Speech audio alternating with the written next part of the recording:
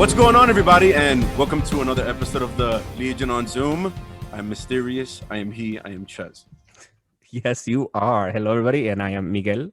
And I'm Rod. And for those who don't know, I am a lifelong Buffalo Bills fan. And today is the 2021 NFL Draft. I had no idea because I haven't been on social media, but I'm here repping. If anybody out there is a Bills fan, holla at me. Bills Mafia for life. Oh, yes. Much respect. I would think for baseball fans out there, the analogy would be is the equivalent of being like a Mets fan or something like that. Being a Bills fan, like something along those lines. Like it takes a lot of faith. The fans are loyal Yeah. as fuck. I don't know. The Mets fans, wouldn't that be more like the Jets, right? Or the Bills? Like, I don't know. Well, I mean, I don't know that much. I don't know. Like they're making a come. They've made a comeback after very, I would say, uneasy past. I like Miguel's better. years. I like the the Giants, they've won championships in recent history. The Jets have not. So Giants are like the Yankees and the Mets and the Jets. And I feel like a lot of Jets fans are Mets fans. They all live in Queens. And shit, I don't even know. Anyway. There's issues over there. All right. Yeah. So on to important news. Shit. We got to discuss stuff. Captain America 4. Yes, I'm all in. I don't even care. I just know there's one person in it, and it's Anthony Mackie, as far as I know, and I'm in it. I give it a 9. The movie? Yeah. What? Like the movie or the news of the movie? No. The The movie. news? The movie. I give the movie a 9. Without seeing it, just already a 9 by default, just because of who's on it. Okay. Yeah. I'm in. All right, guys. Yeah, no, it's cool news that it came out as soon as basically Falcon and the Winter Soldier ended and became Captain America and the Winter Soldier, right? Exactly. So hopefully we don't need to put spoiler alert here, fucking like either you've been on Facebook, Instagram, whatever, or you've heard loyally our last episode, so where we go into it in detail. But what's exciting about the news is it's the same showrunner, like screenwriter who was running the Falcon and Winter Soldier show. Malcolm Spellman, he's writing also the movie, so like that's cool. So it's gonna keep the same kind of tone, and Anthony Mackie's leading his own fucking film. Well deserved. Damn, yo, dude, the come up is real. It's insanely well deserved. Shit, and honestly, already the one thing I'm looking forward to is I want to get a lot of insight into his tech and how he learned how to fly and why he's able to do all the shit he does, which they're gonna have to do, for space filler time in the movie. So I can't wait to get those details for sure. Oh, imagine that. You're right. Like a proper like origin story, right? Because I rewatched recently the Winter Soldier film, and they kind of do that there, but they kind of just say that he's like special ops training and use this, and that's it. But I would like to see, like we saw the montage of him practicing with the shield, have him practice with the wings and fail and shit. Like that'd be fun to watch. Facts. Yeah, man. And since that character is relatively like recent, right? Character's like 6 years old. Well, Sam as the Captain America. So like there's not many stories to pull from. For inspiration, right? Like, so if you've read like any Sam Wilson Captain America stories, chances are there's gonna be some of that in this movie. Like, I don't know who he fights. And shit, I mean, just speculating off the fact that it's Falcon and he's off that like weird army government sections superhero blend, is it gonna be one of those like old school Nazi motherfuckers? Like, what is it, like Zola?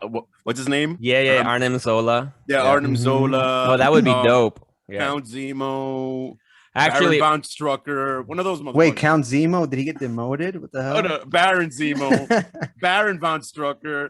That's the same way that there's like a lot of doctors in Gotham. Like a lot of the Eastern European royalty is a fucking bunch of assholes in the Marvel universe. Fucking villains, man, straight up.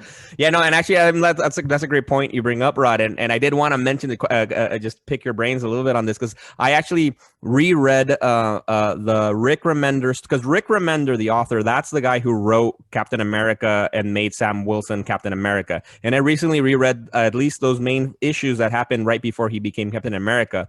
And I remember I read that run, and then it was then taken over by Nick Spencer, who did Captain America, who was okay, but he's the one who did the infamous Hell Hydra Cap Yep. and the whole Secret Empire, which wasn't that good, but everything before it was okay. But I remember reading the book and not loving Sam Wilson as Captain America. Like, it was okay, it was entertaining, but I wasn't with it. Like, also because I'm like, who? I didn't know Sam. Like, who's this? You know, I'm reading a True. Captain. I'm reading Steve Rogers, right? And then all of a sudden he becomes Captain America. And I was wondering, why does it feel so different? Because in the show, I was like, fuck yes, like, you are my Captain America now. And I think it's because, like, at least in the show, they really show you how he doesn't want to be Captain America, right? And we see him go, como se dice, come to terms with becoming Cap. And in the comic books, that's not how it happened. It straight up is like, basically, he almost dies actually protecting New York from Arnim Zola. And then Cap is at that point, he's been de-aged. I mean, not de-aged, going the opposite, right? So yeah, he got the super soldier serum removed from his body, so he's an old man, and they need a Captain America. And just because of that, like, Steve says, "All right, you're Captain America," and Sam's like, "Okay," and like, and that's it. And now he's Captain America, right? And like, right. I think that struggle that we saw in the show, I think that's what really made it fucking land. And I think it helps that we don't know much about Sam Wilson as comic book readers. Like, he's like a blank slate, right? And Anthony Mackie came in and embodied. He's done more for the personality of that character than probably any like writer, because like you said, I know he had like some decent exposure in the Ultimates, which was kind of cool. But that's all I really knew him from. Yeah, totally. And like we mentioned before too, actually, right, that in the comic books, how Falcon has this supernatural ability to speak the birds and see through birds, like, and like, I think Ches, you didn't know. I remember when we mentioned it here, like, because there's nobody knows, you know, Sam Wilson. And to be perfectly honest, from what I've noticed all around, he's one of the few like squeaky clean characters in the Marvel universe. Yeah, like like squeaky clean. Like, I'm talking about like rated G, like rated E for everyone, like, which is crazy. So I can't wait to see what kind of in-depth background story, like what made him able to get that training to become an elite soldier, because to be that elite of a regular person, to be able to make yourself into some form of like weaponized individual, you got to have some inner dark shit brewing. Ooh. And also, just a quick side note, I did some research for the record. I think a count is actually higher than a baron. You searched it. Oh, it makes sense. Yeah. I don't know. I have no idea Count the Dracula, hierarchy. Exactly. Right? Oh, he's like one of the highest tier fucking villains. Exactly. It's not Baron Dracula. Yeah. Barons work for the Count. Yeah, facts. Oh, damn. Shit. Baron Zemo's just a Baron. Yo, fuck that guy. Exactly. Yo, but exactly. I'm glad with that. And exactly, in the run as him as Sam Wilson as Captain America wasn't that long. And then obviously, as always, Steve got the super soldier back serum, and then he became Captain America again. And I don't know exactly, lasted a couple of years, maybe at the most, you know, which obviously in comic book time is like what, 24 books, and that's it. Yeah, so it's not that much. So I'm excited to exactly what you said, like, they can really go fucking crazy. I'm dog sitting, so I guess I don't know how much that fucking, if you guys heard that, he just interacted with one of my cats probably. Anyway, we don't know how the stories, that they can be really anything random. But I'm calling it though right now. I can totally see freaking Sam becoming Captain America again in the comic books. Like, really? Marvel's gonna do it. No, fair enough. I mean, fair enough. Like, at the end of the day, when you can find a synergistic effect between definitely turning a profit for sure, bringing up a character that definitely deserves to be in the spotlight, and you're getting good publicity, it just makes sense. Like why wouldn't they do that? Would be like a crazy question in itself. So definitely gonna happen. And yo, just shout out to Anthony Mackie's bank account.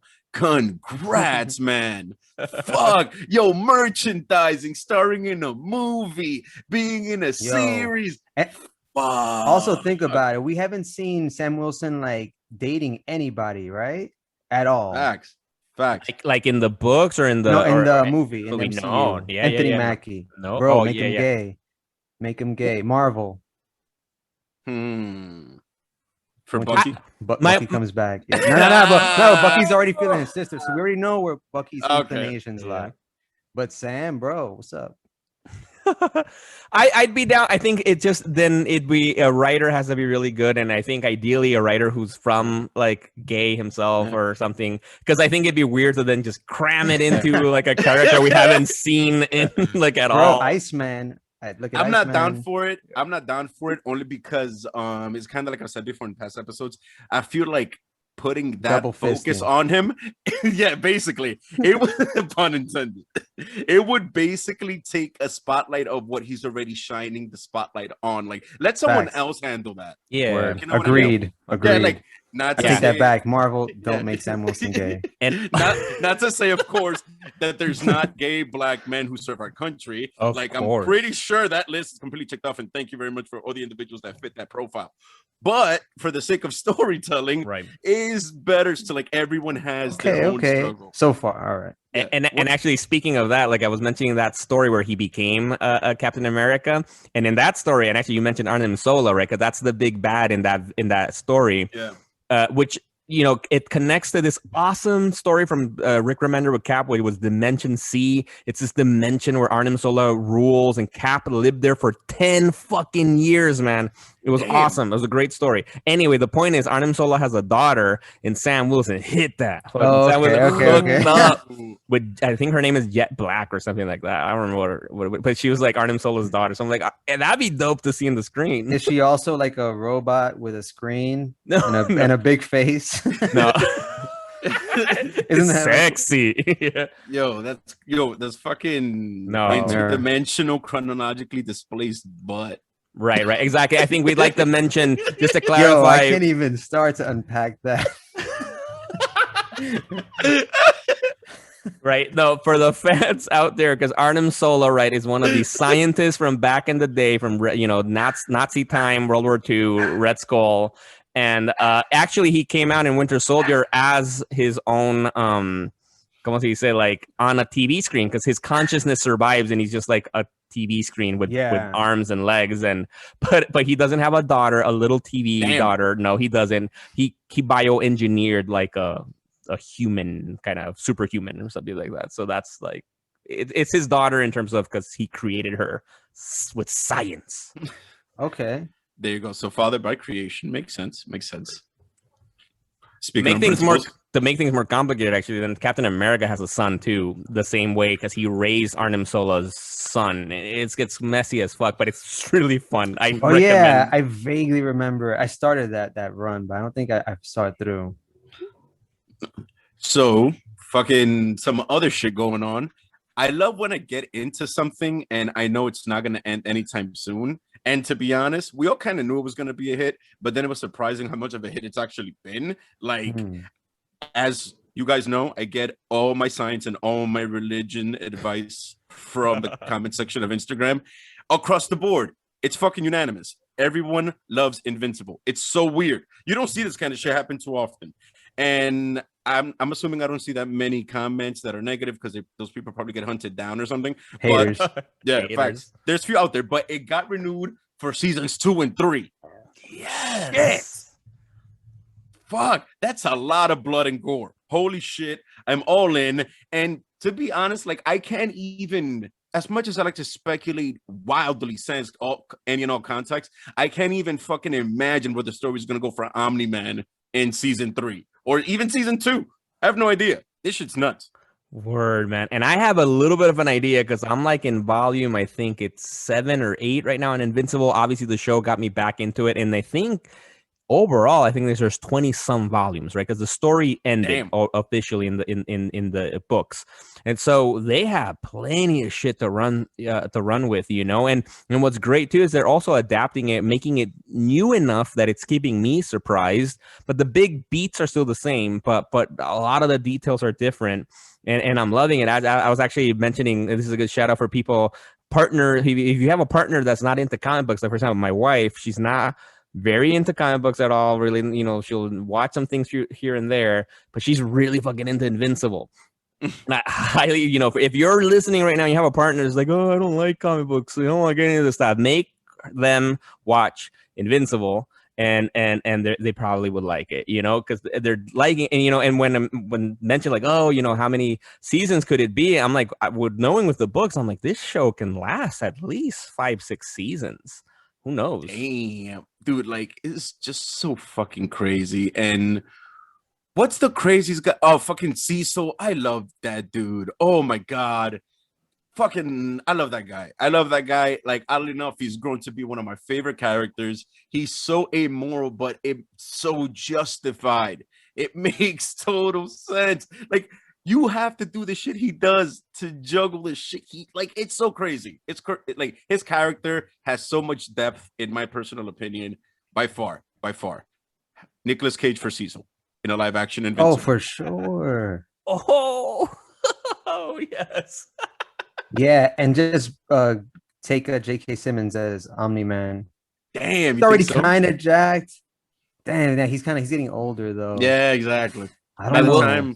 I've seen some fan, como se said, not fan casting. Yeah, exactly. But with animation and shit, where they've added John Hamm from fucking Mad Men as Omni-Man, and I'm like, that looks. I'm like, all right. Yeah, he's overdue, right? Yeah. He's overdue for a superhero role. Yo, come on, Marvel, DC, what's good? I can totally see that. But yeah, dude, I'm so fucking glad I'm getting more of that shit. Now I can just watch it without like any stress in my heart. You know what I mean? Because there's a type of shit like that gets to you like deep down. And now you're like, okay, cool. So I get to see a lot more of this shit. Hell yes. Fucking can't wait. Word. And actually, just to mention, like, I saw earlier today, you guys should check online. We will check on Instagram. You're following. We always plug this, but you fucking follow us. Legion on Zoom on Instagram. Help our community grow. But I recently shared this awesome little video on our stories of Robert Kirkman, right, the creator of Invincible and Walking Dead and etc., calling Stephen Young, who from Walking Dead fame, right, who got his head fucking bashed. I forgot. Glenn, exactly. Glenn, who's also Mark Grayson in Invincible, calling him to give him the news of the season being renewed for 2 and 3, and it was a FaceTime video. So it was actually really cool. Steven genuinely excited and on it. Like, what? That was cool. Shout out to his bank account. Word. And shout out to Quality of Life, because even though Anthony Mack is making bread, he's going through it. Steven Yeun, it's Steven Yeun, right? Sure. Keep going. I'll it's Steven Yeun. Yeah. Okay. So Steven Yeun went from going through it in the South, because there's stories how much, even though they loved making the show, that shit was difficult to make, to now making that animated voice bread. Yo, you sit, talk, or stand in front of a mic and you make millions. I recommend anybody watch a documentary called I Know That Voice. It's like an in-depth dive into like all the people that do a bunch of the popular voices that we know. A bunch of them are actually in comics too. And dude, if you want to make a bunch of money while saving your entire body of hard effort, he's making it now. He's basically on a vacation. He deserves it. Yo, speaking of making money, though, besides getting this animation money and doing so well, like after Walking Dead, he was also, because the Oscars just happened this Sunday. Like, I don't watch that, but I'll do watch on Rotten Tomato the news coming up. He was in a movie that was nominated for best fucking film, for best picture. So like, yo, he is in that kind of top grade films. Like, yo, he is doing okay. And we should have hit him up a long time ago. Now it's too late. Word. Do our show, please. The Walking Bread. Word, yes. And for those out there curious, the film was Minari. That's the name of the film. I haven't seen it, but all right, check it out. I definitely did not know the name of the movie. Thank you so much. I'm still not going to watch it, but at least I know the name. Onto other actors on the come up. I've been meaning to ask you guys about this, because I've heard of the character, but don't have too much in-depth news. So I assume that one of you guys did. There's a Silk TV series being filmed, but I don't think it exactly has a home. Is it like a Spider-Man related character? Oh, yes. Oh, yes, it is. Yes, it is. Like, of course, obviously, I'm a big Spider-Man guy. So, like, yes, of course. I know this is. So, I don't know. That's a good point. I don't know where this show is going to come. I wanted to say Disney Plus, but who knows, right? Because this is Sony owned como se dice, intellectual property IP. And so yeah, this is Cindy Moon. This is a creation by Dan Slott, who was honestly, I think modern times one of the fucking best fucking writers for Spider-Man. Awesome run that he did. But the idea with Cindy Moon at the beginning, I didn't like it, but she kind of grew on me. It's kind of cool. So Cindy Moon apparently was the second person who got bit by the same spider that Spider-Man got bit that fateful day when he was a teenager visiting whatever it was, Oscorp, Get a the museum. Or fuck something. out of here! Are you Yeah. serious? Oh my god, I'm good. No, thank you. Yeah, no, exactly, right? Like, it sounds kind of cheesy because then she was like isolated and like kept in like, I think if I remember correctly, it was it was like it had to do with the inheritors. There's this race of vampire type multi interdimensional beings that eat spider totems. So that's where the Spider-Verse thing came through, where they eat all the spider totems, because every dimension has a Spider-Man or Spider-Woman or Spider-Robot, whatever. And so there was this one guy kind of protecting people from that kind of stuff, and so he like isolated Cindy Moon for a while. I don't remember though. I'm like, I might be wrong, but it was something like that. It sounds right. Yeah. It's been a while since I read that. Yeah. So then she came back, from that. Everybody's I'm very upset about all of this. okay. Like, no. Yeah, there are rumors that they're gonna take those interdimensional vampires and fuse that with like Kraven and make him like the interdimensional spider hunter, which would be fucking sick. Jason Momoa as Kraven, the interdimensional spider hunter. Wait, the interdimensional vampiric spider hunter. Damn. V X. I don't know. VXZ. Yo, Why are those letters specifically like make things cooler? V. Yes. Yes. That's the name of that. I think we own that now. That's the name of that character. I know, yo. Let's put the patent out there already. We own that. That's intellectual property of ours. Come on, shit. Word. LOZ Comics, and that's how we started with an intergalactic vampiric spider hunter named VXZ. Yo, but when she came out, like the idea behind her, I wasn't a big fan of it. It felt like okay, but she was written well, and the character's interesting, and she has this good relationship with Peter Parker, and it's weird too. Like apparently they they had like turn each other on just by like animalistic presence, like if actual animals, like their hormones immediately, and they try to hook up and have sex. And so I thought that was entertaining to read. Wow. And it was drawn by Humberto Ramos. So I think you would appreciate that, Ches. I definitely would. Now I might just look up some pics, but then be like, nah, I'm still not gonna read this. Yeah, it's massive. It's a massive story, but it's worth it though. Shout out to Dan Slott. Yeah, hell yeah, facts. But unfortunately, where we won't hear about Silk, but we might hear about the live action making of VXZ someday in the future. It'll be a DC Fandom, which is actually coming back. And I thought it was going to be a one-shot thing. Listen, I'm calling it now. DC and that Warner Brothers, they're going to build an actual dome and call it the DC Fandom in the future. Calling it. Mm-hmm. I'm down for DC Fandom. I'm glad it's back. I also kind of hate it, so I kind of call it DC Whack Dome. It's a love-hate relationship. Why? But I'm still in. I don't know. Why? I'm like, do we need to for fans out there listening, check out on YouTube and Spotify and Apple Podcasts, we have the DC Fandom special. I really think that's just the name of the episode. LOZ, right? DC. Yeah. From season 1, we reviewed it, fucking deep, balls fucking deep, and I don't think if you listen to it, you go out there, listen to it, I don't think you'll hear any bit of hate from Chaz in that episode. That's because, I remember. I realized the things I didn't like about it afterwards. Like some segments seemed like kind of pointless. It was like it seemed a little bit disorganized to me. Yeah, the website could have used work. You know what I mean? I disagree with everything you just said. I disagree with you. But yeah, but still, like I enjoy. They created a virtual fandom and like everything. Historic everything. There was one thing you did not like about it.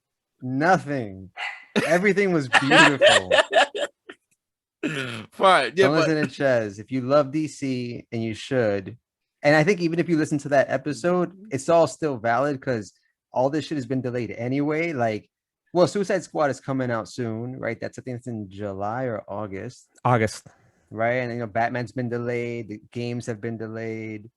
Black Yeah. Adam, And even though they weren't delayed, Titans. nothing was gonna come out really between then and October when the new DC fandom. I think Yeah. other than what you mentioned, Suicide Squad, and I think the game Gotham Knights, right, might have was supposed to come out sometime this year. But other than that, exactly, it was a lot of just new things, and definitely listen to it, you know, remember all the news that we covered that day, and why it's like not a disorganized at all show. No, I can't wait. I'm stoked. listen, man, I said I'm in for the most Mhm. part. I'm in. I'm just saying I had my issues after the fact, but I can't wait. Like, I can't wait to see all the improvements you're gonna make on it. And like I said, I can't wait for the live action announcement of VXZ somewhere down the future at like DC Fandom 25 or some shit. Yes. But yeah, man. Pause for Anyway. editing. Why? Yeah, like I didn't know how to get into anything. Nah, just do it. You Just don't have do to it. pause anything. Just ask me. Oh, well, we're good. This is gonna stay in the video. The video. Okay, fine. Yeah, okay. It doesn't definitely matter. won't be the audio. Or we All can right. edit it out. Why? Oh, nah, video's gonna be lit. All right, for everyone watching on YouTube, you're gonna get this special content that the people that are listening are not gonna get because these jerks are gonna cut it out. Word. Real time fucking movie magic that you're witnessing right now, right? But we yeah, have some reviews for you people. right. Well, Well, no, well, it's well, no, we not have reviews. comic book Yeah, picks. exactly. word. Exactly. Right. So It's exactly. our so new segment. Exactly. As we mentioned in the last episode, I hope you listen to it. If you're a new listener, welcome to the LOZ, right? But obviously, we love the comic books. And so every week, every Wednesday and Tuesday for DC, there are new comic books, right, that come out. So we just wanted to give a quick shout out to some of the comic books that we're reading, that we're purchasing each other, each one of us, you know, throughout every week. And, you know, just to say, it's not, there's a lot of good books that come out. We don't buy all of them because we don't have the money for it. That Or shit's expensive. Yeah, you can and imagine. also we have DC Unlimited and DC Infinite and Marvel Unlimited. Yeah. So I'm not so much on the weeklies now. I mean, I guess I will do Nightwing and maybe whatever like DC stuff comes out. But I'm cool with the apps now. The apps deliver. yeah, that's something I wanted to mention exactly because it makes it confusing, right? Because obviously we have Marvel Unlimited, we have DC Infinite, and Comixology Unlimited in a way, where they drop new books a few months behind, you know. So I think it's usually 3 months now for most DC and Marvel. So you can be 3 months behind, or 6, I think, in some I think it's cases. 6, yeah. Yeah. So which could be fine. But if you're really invested in the book and really don't want to get any kind of spoilers, then you might choose to at least buy certain books. So that's exactly what Rod is saying. So that's why we're not really buying a lot of the weeklies, because some of them I'm like, I can wait for them to drop.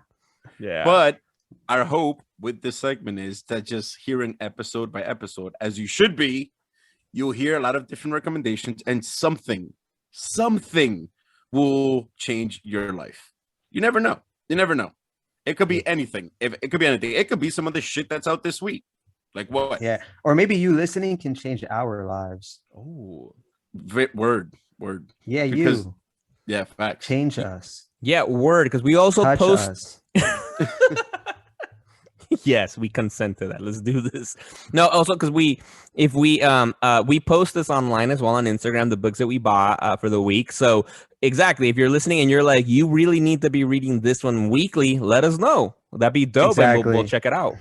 Yes, because so the books that we are recommending for this week are one from DC, Robin #1 by Joshua Williamson and Gleb Melnikov. For this one, I don't really know much about it. I'm kind of just curious because I love fucking Robin. This is Damian Wayne's Robin. Like, he's a cool character. This is really, I think, the first time he's getting his own book. Oh no, I think he had his own book for a little while once, right? By Patrick Gleason, I think it was. No, I think so. No, I remember don't think seeing he had some his own Damien book. shit. He He had a mini. A mini. Yeah, exactly. He had Yeah, a like, mini right, with yeah. Adam Kubert. I think so. Yeah. Well, the point he has now is going to be like a run. And Joshua Williamson was known for, he just finished a pretty epic Flash run that I've been reading right now. We've been posting about it on Instagram every once in a while. We'll do a proper review later down the road, but it's to be exciting. What's cool is about it's that now Robin has a new suit, and there's been stuff like he quit the Teen Titans and like quit Batman actually too after Alfred's death. And so it'll be interesting to see that. All I know is that there's something called the Tournament of Lazarus. What? His mom's obviously involved, and it's him fighting in a tournament. I'm like, oh, yes, I'm gonna read this. Wait, by any chance, would this type of combat be of the mortal variety? Probably, I think It so. involves Yeah. Damien, he goes for the jugular. Ooh, another thing that got me excited about it is Didn't Damien decapitate a villain in his first appearance? Jesus Christ! Batman is just lets his boys kill. Like Jason Todd not just give them the tools and resources to do it in the most efficient ways possible. I'm shocked that James Gordon works with him, and he's just spitting on the institution of the legal system. He's he's basically Judge Dredd. No. He's But yeah, I mean, remember, he even says it like, this is my city. He means that shit. Case in point, and I'm glad that you sent me on this rant. Selena fucking Kyle. She's Catwoman. She's killed people. She's insane. But she's not insane. She's crazy. When they lock her up, does she go to Arkham or does she go to, what is it called? Everybody goes to Arkham. No. There's a prison in Arkham. When he locks up the mobsters, where do they go? What's it called? Blackgate? Yeah, Blackgate. Okay, yeah. Okay, exactly. I'm loving this because I'm anti him hooking up with Selena Kyle. Exactly. So no. when they lock up Selena Kyle, even as per the Arkham games, if I'm not mistaken, at some point, but she goes to Arkham, so she's fucking crazy. Wait, let me rephrase. I'm sorry to cut you off, Chad. Just what I said. No, I'm not against Batman hooking up with Catwoman like he did in that brand new Bat in the Sun short. I forgot what it's called. Yeah. But yeah, that one is really dope. Check it out if you haven't. I'll post that here. But I'm not with him like marrying her. I feel like that was a weird decision by Tom King. I mean, even though I wasn't a big fan of that plot point, his whole run was still epic. And as soon as you said that, Batman, it's his city, his whole run was setting up this epic Bane taking Gotham story. And we've kind of seen stories like that before. Yeah. But he did it really well. And I finished that one not too long ago. I loved it. Shout out to Tom King. I got to read that City of Bane shit. Facts. Yeah. and not just City of Bane. Read the whole run because City of Bane is the conclusion of what was a long run. I don't remember how many issues, but because the first story is a Bane story, and then the last one's another Bane story. Yeah, but just everything short of 100. Yeah, you're right. Issues. Nah, I'm gonna recommend. Is buff. I'm only gonna read City of Bane and then spam me with questions. But my original beef was that. So when he wants to marry Selena, whatever, she could still be Catwoman because it's his city and he says so. She's still a criminal. Like he stays doing that shit. Also, case in point, Jason Todd, fucking murderer. But it's okay because Batman says so. Like, the fuck out of here. Just because he has issues, he's killed people. But he does have double standards. I will give you that for sure. But he does try to reform them and he did go up against Red Hood for a while. And then at the beginning, that was Damian Wayne when he was basically almost forced to be with Bruce, or in a way. But he was trained. He grew up. First of all, he's like some creature created in a bat, that was like mix of Bruce Wayne's semen and freaking Talia al Ghul's, fucking eggs. And then, he grew up and then trained by fucking the League of, what was it? The League of Shadows, right? Not the League of Assassins. I always get confused. Oh, League of Assassins. Okay. I forget. Yeah. Whatever. Yeah, one of the leagues, both of them probably. Some sort of evil league. Of some sort. Why do evil dudes form a league? No, I guess the Justice League. No, I was going to say, why do they want to form a league? And there's also the League of Extraordinary Gentlemen. With Sean Connery. Shout out. Shout out. Shout out to the League of Alan Moore right there. That was his book, one of his books. Yeah. Yo, I've never read that book, but I've seen Me that neither. Me so neither. many times. Yeah, but anyway, so Robin #1, we'll check it out. We'll see. It sounds we already saw the conversation that led. We're looking forward to reading the book and seeing how good it is. The other book that came out there that we're excited about is X-Men Legends #3. This is by Lewis and Walt Simonson or Simonson. I don't know how you pronounce the name. But these are if you read comic books, these names. These are classic creators in comic book history. They're known for their run in X Factor, their run in como se dice, Thor. And what the X-Men Legends book, what's unique about it is that, as we've talked before about, there's this new era with X-Men, Krakoa and whatnot. The X-Men Legend books gives you a classic OG X-Men stories. And these are supposed to be basically 2 issues, I think, or 3 at the most, of some random story of in between, some story that wasn't finished from back in the day. So this story is supposed to be set before X Factor 43, the old school X Factor, which was the original X-Men, which was like Cyclops, Jean Grey, Beast, Iceman, and Archangel as the X Factor original team.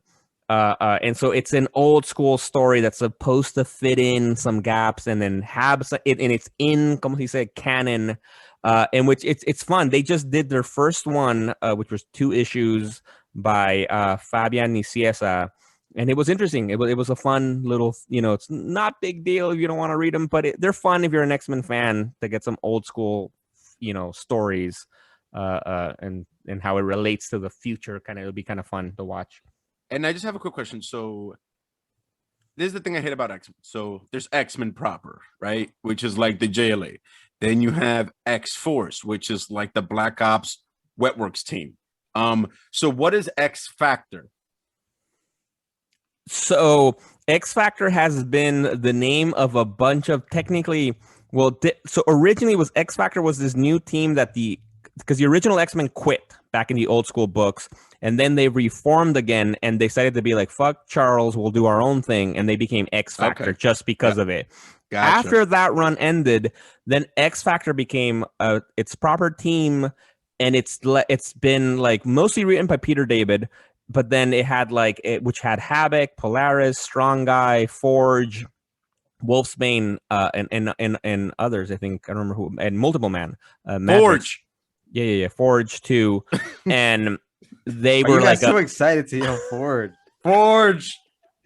Yo, he loves. You should read X-Force right now because X-Force has Forge heavily in the book. And they were like a government agency that's supposed to liaison between mutants and humans. And then it became like a criminal investigation team. So X Factor's been one of those, titles, names that just it gets all over the place. It doesn't mean something specifically like X-Force does.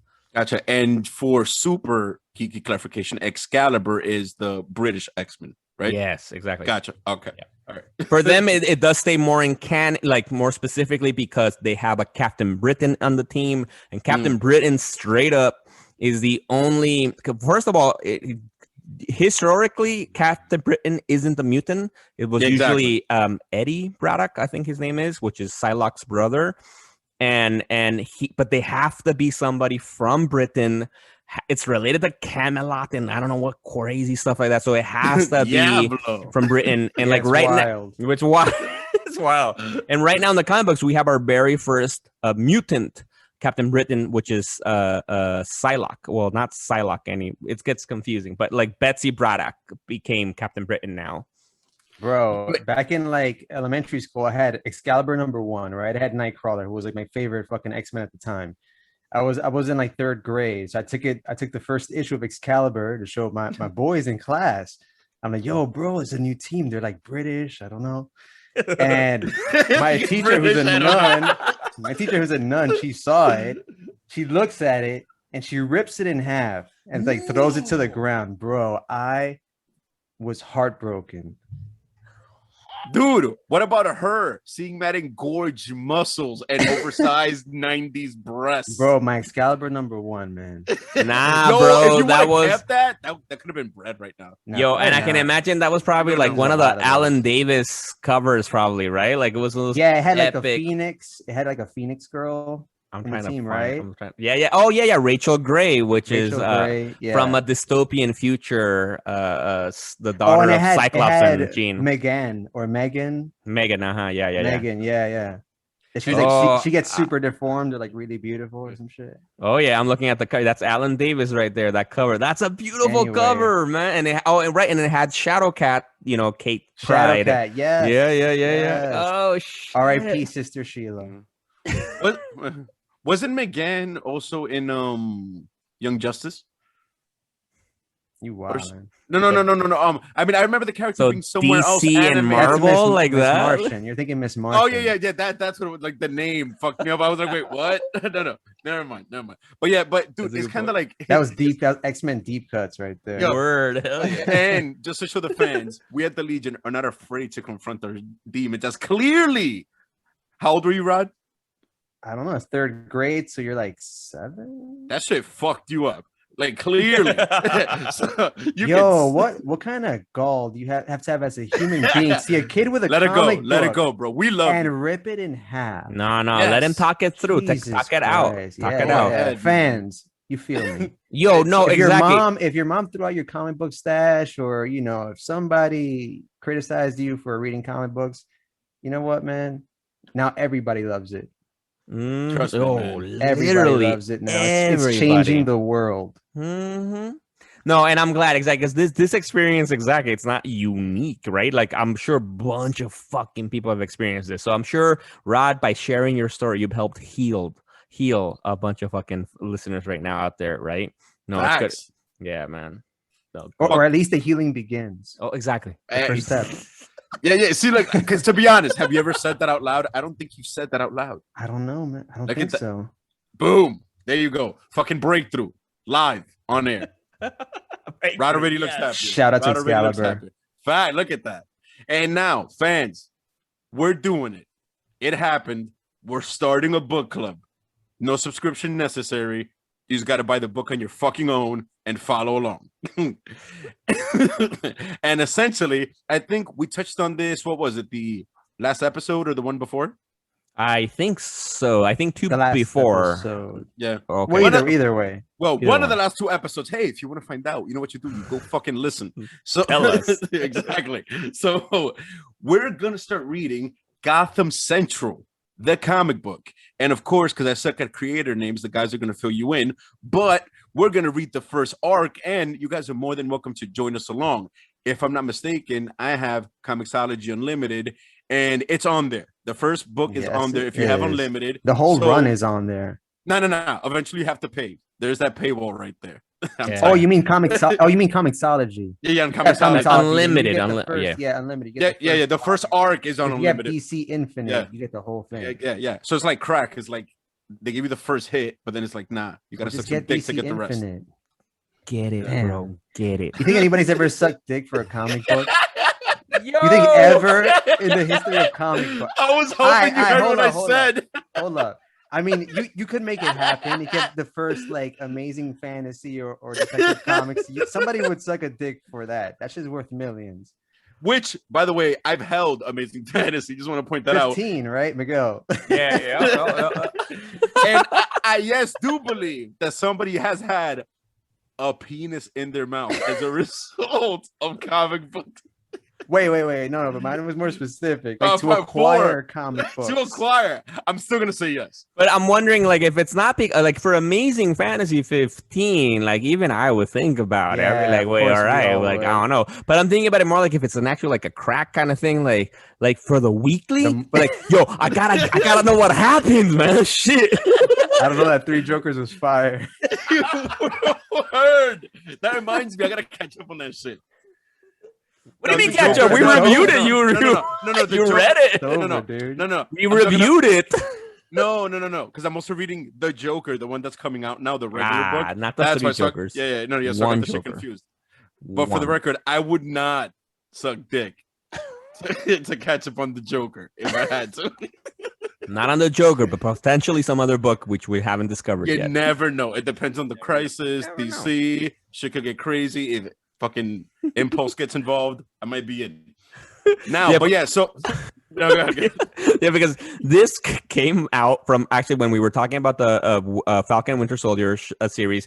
We talked heavily about Ed Brubaker, who's the creator of the Winter Soldier, who had this awesome fucking run on Captain America, and he was recently on the Fat Man Beyond Kevin Smith podcast, and we were talking, and he wrote Gotham Central with Greg Rucka.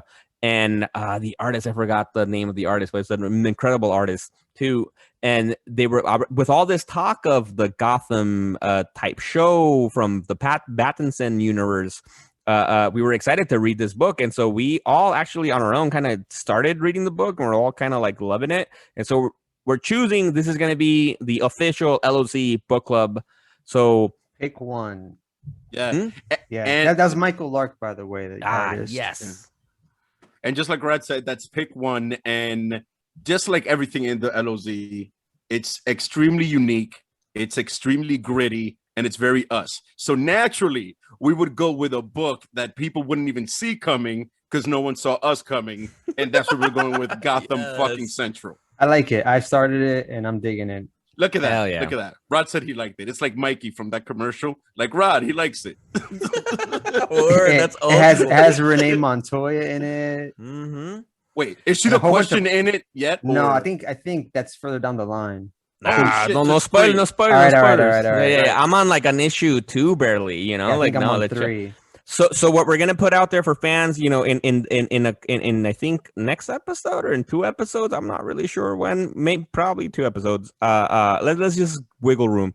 2 episodes. Yeah. We'll talk about the book. We're gonna read the first volume. You know, and as Chess said, it's on Comixology Unlimited. If you have that account, you can purchase it. You know, on Comixology. Period. It's probably not that expensive. Or if you have the DC Infinite, you'll have access to the whole fucking run. But we're gonna read the first volume, which I think it's just the first 5 issues, probably. Which we highly recommend. Like seriously, it's about fucking the Gotham cops dealing with the fucking criminals. It literally starts. There's no big spoiler, but it literally starts with Mr. Freeze freezing a fucking cop that's apparently just doing like just checking in on a criminal that doesn't think it's Mr. Freeze, and they end up getting fucking frozen by him. It's dope. Yeah, Bro, and no, go ahead, go on. I was gonna say, like shout out to Ed Brubaker and Greg Rucka for doing that story, because in different like animation, different animated shows, like you see people getting frozen, like almost like just like, okay, if you get instantly frozen, you're dead. Yeah. Right? Like that's it. And that's a perfect segue into like our movie review. Yes. Wait, but Right. real quick before we get into it, that like Okay, I wanted to okay. say, this series has one of the best fucking selling points I've ever heard. It's a book about every crime that Batman doesn't have time for, or that the Bat family doesn't have time for. Like it's every crime that's beneath them and the shit that gets dealt with and the people that deal with them. So or I mean, not even beneath them. What I liked about it too, which also made me wonder, because we've seen this hinted in the comic books before, but like the cops in that first issue were mentioning how, because we saw a cop was frozen, and then fucking Mr. Freeze fucking, you know, not a big spoiler, but like fucking breaks him. There's 2 cops, he freezes one and he breaks the frozen one to send the message, right? So it's like fuck, right? And now the cops are like, they want to solve the case, right? And they were saying in that issue, they said that we have to do it now because at night it becomes the Bat's case. And so for me, it feels like it's also like the work that they do during the day, because I guess Batman only works at night. Like I feel like how hard would it have been for villains to notice, like, you know, guys, we can get a lot of shit done in the day. Batman doesn't give a fuck, right? But it's like that's kind of all right. I guess he does have hours. He does have to fucking sleep, you know, like. Word. And obligatory spoiler alert here. Spoiler alert! And talking about crazy motherfuckers that freeze people, Sub-Zero was the shit. Let's get into fucking Mortal Kombat. And I like how the movie falls in line with the actual lore, because the tournament occurs once per generation. And chronologically speaking, that's 20 years. And we've been owed this movie for a quarter century. So... Okay. Mortal Kombat, I was underwhelmed, but it has so much potential. I really liked it, but I was kind of bored at the same time. Damn. Yeah. Yeah. Oh, okay. Who wants to go? Okay, who wants to All right, go? Rod, do it. Go All for right. it. I had high hopes for it.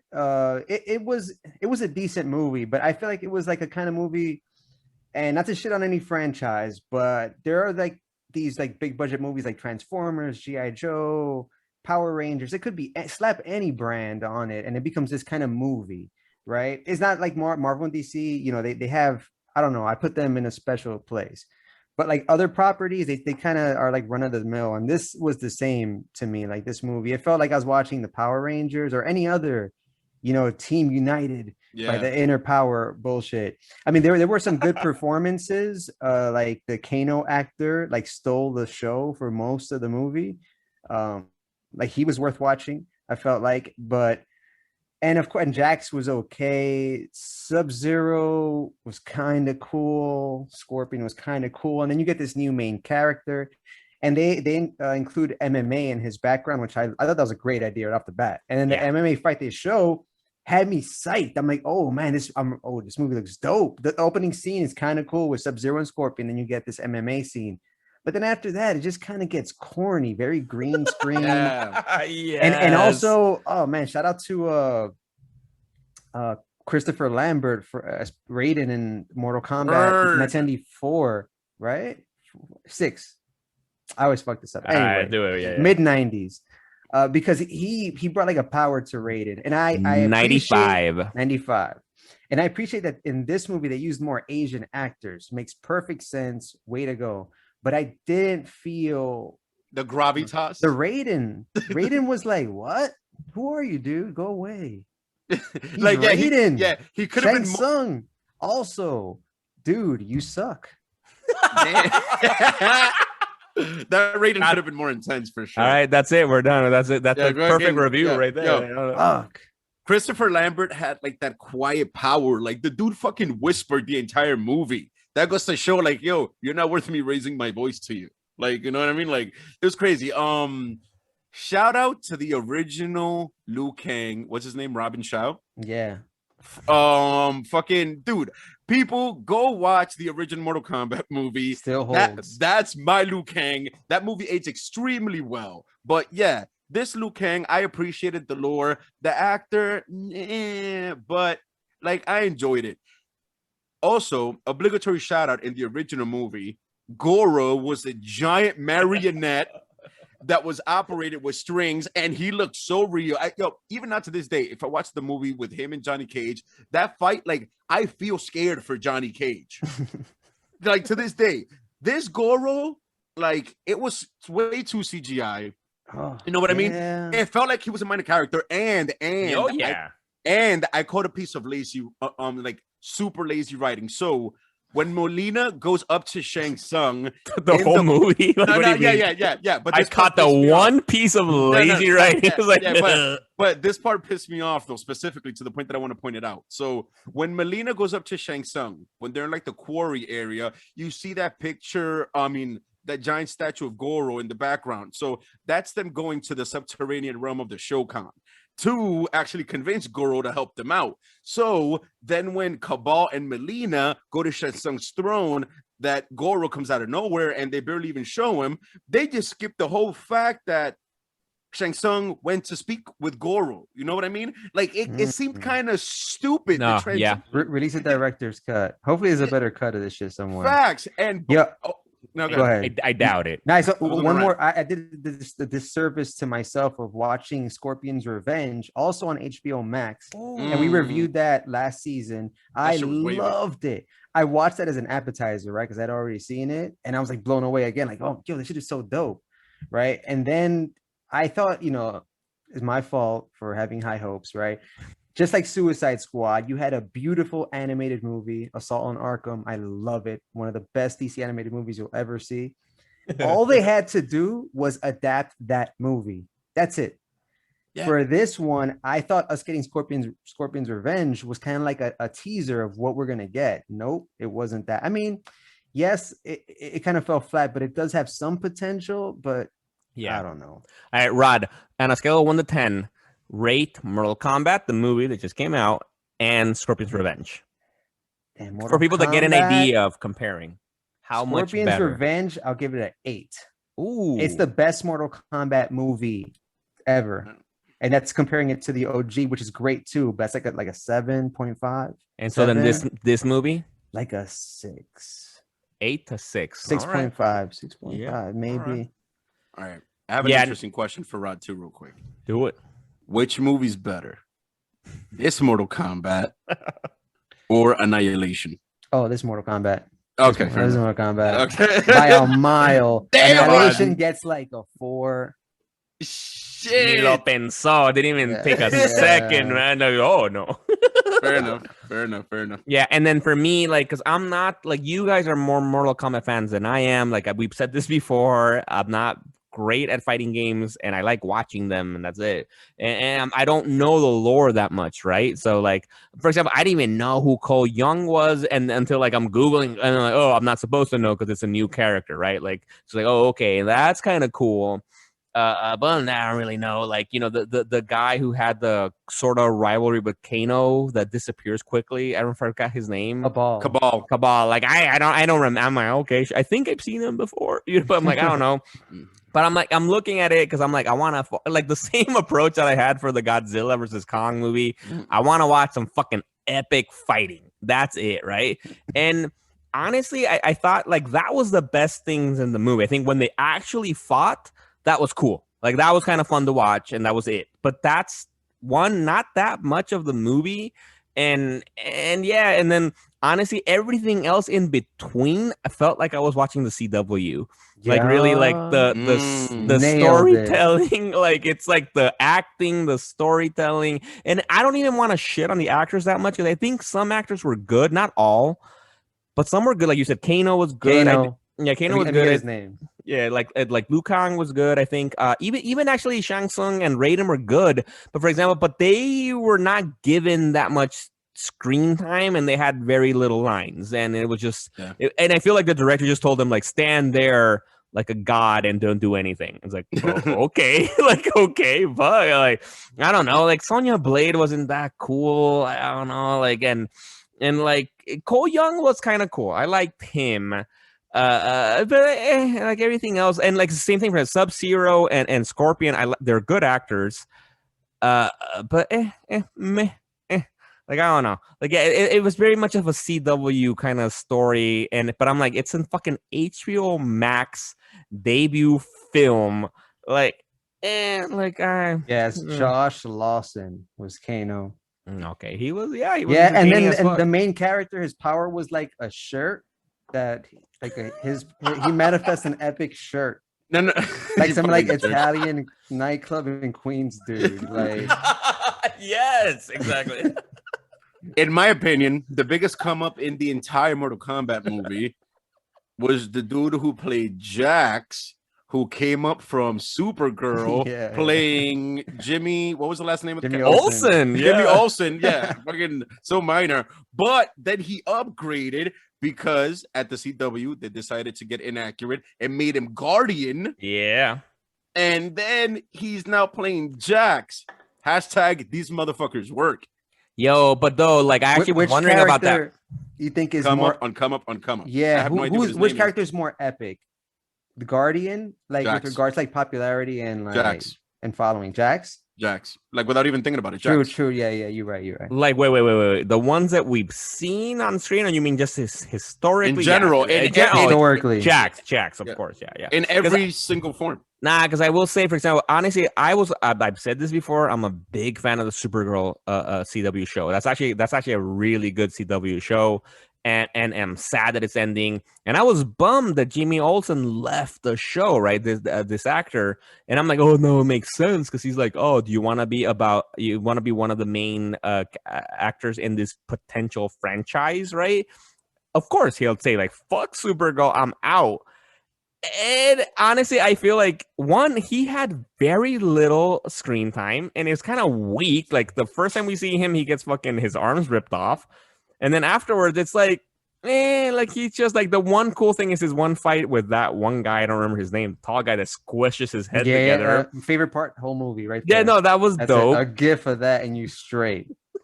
Yeah, like, and that was dope, but he had, because I know him as an actor, at least in Supergirl, he was the best fucking actor on Supergirl. Like I honestly He thought was like great. he was better than, I'm like, you're too good for the show, man. But now Mortal Kombat, I'm like, nah, dude, like I don't know, like you should have stayed on Supergirl, but I guess, but we'll see if they do now the sequel, right? Because they leave it up that they're gonna go to Hollywood to find the new, Johnny Cage, and they're gonna get these new the new fighters for the new next tournament.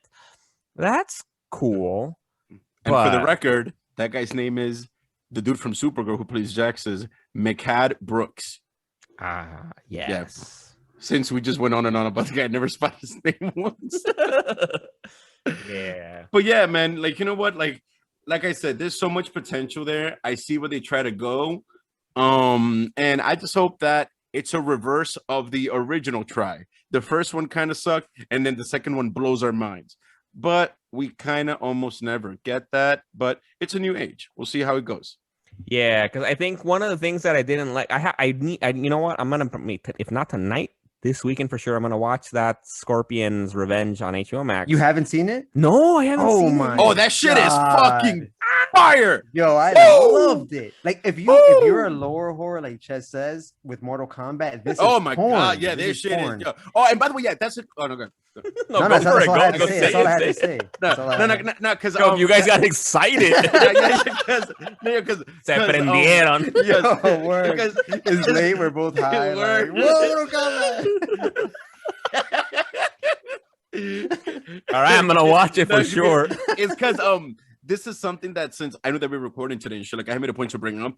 It's kind of like they need to expand so much because they have so much lore to work with. Like, yo, people at NetherRealm, make a bunch of animated features. Take the DC route. We'll gobble that shit up. Fuck. Lord, I hope so. It seems like like, there's gonna be a follow-up movie to that. I hope so. That'd be. Or to be honest, you know what? Yo, there's so many alternative platforms. Fuck TV. Make a Mortal Kombat live action series and put that shit somewhere. People will watch it if it's good enough.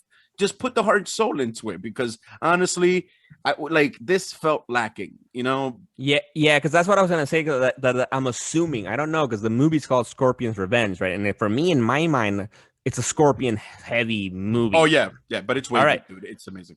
But I think that's what's needed. I think that's kind of good, because that's actually what I liked the most about the Mortal Kombat movie. But like they didn't give it to me.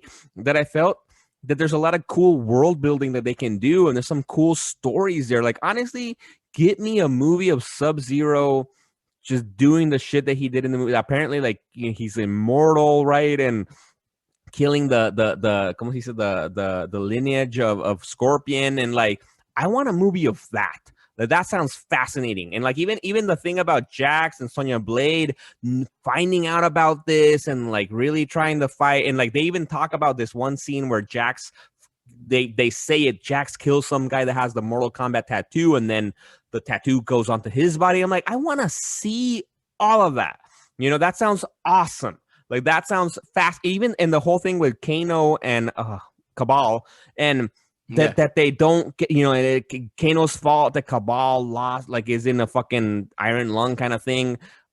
What? Like I want to see that. Like either we need a series. Yeah, like either give me a flashback in the movie at least, or exactly give me a series that goes into all of this, build the fucking world calmly. Like we're in no rush. It's Mortal Kombat. We know it's gonna lead to an epic fucking Mortal Kombat. But like right now, at this point, let me care about the characters and show me some cool history. And even like the whole thing with Liu Kang and what's the name of the guy with the hat? Kung Lao, that the cousins. And Kung Lao was kind of epic. I forgot. Kung Lao was all epic. that time shitting on the movie. That means go back a little bit. Kung Lao was pretty cool, and he has a really cool kill too. Yo, oh my god, slicing whoever it was in half. I forgot, like the girl with the wings. I've never seen that character before. I think that's why they made her. Like she's gonna die. Yeah, it's almost kind of like this is the first time I see something being weighed down by too much fan service. Like I never thought I'd say that. Like I didn't know that was a thing, and then they made it a thing. Like at that point, just make it an actual like Jumanji, like it's an actual game that you play, and then that's it. And your avatars and you're fighting to the death. That would have been good enough because everything else goes exactly that. That whole scene with Kung Lao and Liu Kang, and it's like I'm like, and for example, because they're making a big deal of how they get the whatever they call it, the power that they have because of the Mortal Kombat sign, the Arcana, right? It's like I want to see how Liu Kang and Kung Lao got their arcanas, right? Like fucking, this is a series. Like, if just pace it and trust that we as fans we're gonna gobble that fucking shit up. So yeah, there you go. I agree wholeheartedly. Facts, indeed, and I hope they listen to us. Now, gentlemen, We love you, HBO Max. Facts. Sorry, Chaz. Sponsor us, free We membership. love you. We do love you. Yo, that's my app, man. Like, not to like just hop on them. Yo, that's why I go straight to HBO Max. I don't care if I've seen like most of the shit there. I finished the Batman animated series recently, so I'll have a treatment in an episode or two. But yeah, no, I just love like even like this Mortal Kombat. It was still cool to get a theatrical movie on the app. Word. So Facts. beggars can't be choosers. It is what it is. It is what it is. Now, friends, people, lovers, gentlemen, I'm gonna go engage in some Mortal Kombat myself, which is not a euphemism for masturbation, but one for life. And on that note, this is Ches. We're the Legion. Deuces. Yeah, and this is Miguel. Peace. And this is Raj. Shouts to Bill's Mafia. Let's do it, baby. Woo! Peace. Later.